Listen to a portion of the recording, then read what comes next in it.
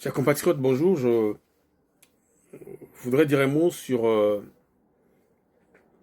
une révélation qui a été faite par notamment le journal Le Monde sur le cas de noyades volontaires organisées et orchestrées par la police française entre Anjouan et Mayotte, dans les eaux euh, de Mayotte, entre Mayotte et Anjouan. C'est quelque chose que beaucoup d'entre nous le soupçonnaient.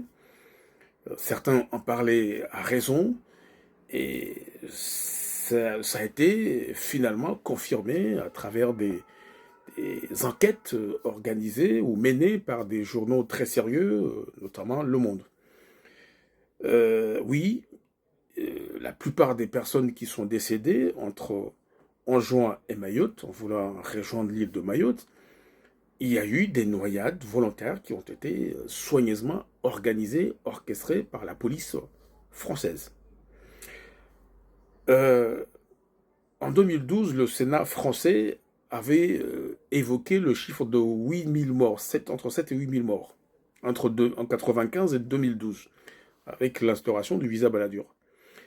Des organisations de la société civile, comme le Comité Mayotte, Comité Maoré ou l'État comorien, parlaient de jusqu'à 10 000 morts. On saura jamais la vérité. Pourquoi? Parce que tout simplement, il n'y a pas une volonté réelle de la part des autorités de Moroni de faire la lumière sur cette affaire. Depuis 1995, avec l'instauration du visa Balladur, des Comoriens des autres îles meurent dans les eaux entre Anjouan et Mayotte, en voulant regagner l'île comorienne de Mayotte pour aller rendre visite à la famille, etc. Euh,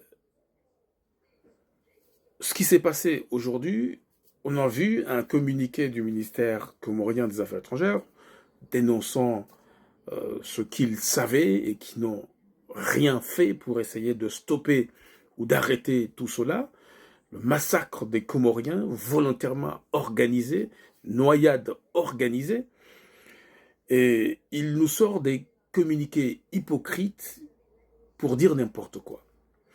Nous leur demandons tout simplement de prendre leurs responsabilités. Il n'y a pas besoin de communiquer. Il y a besoin d'une action internationale. Il faut saisir des autorités internationales pour essayer de faire la lumière sur cette affaire.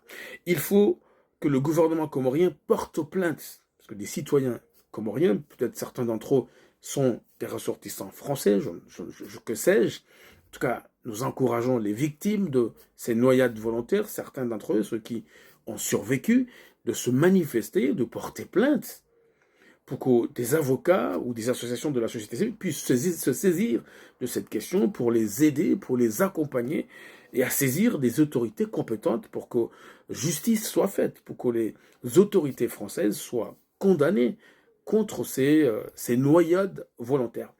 Alors, Moroni, on se pose beaucoup de questions. Est-ce que Moroni vraiment se préoccupe de la question de Mayotte? Est-ce qu'il se préoccupe de ces noyades, de ces compatriotes qui ont été noyés volontairement? Point de discours, on est de communiquer, on veut des actes.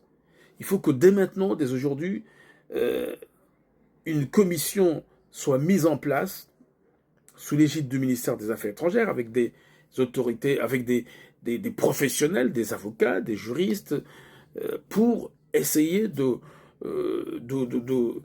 d'organiser une action concertée, internationale, si besoin, demander l'aide de structures extérieures, françaises, que sais-je, ou internationales, pour accompagner une initiative comme celle-ci. On ne peut pas croiser les bras.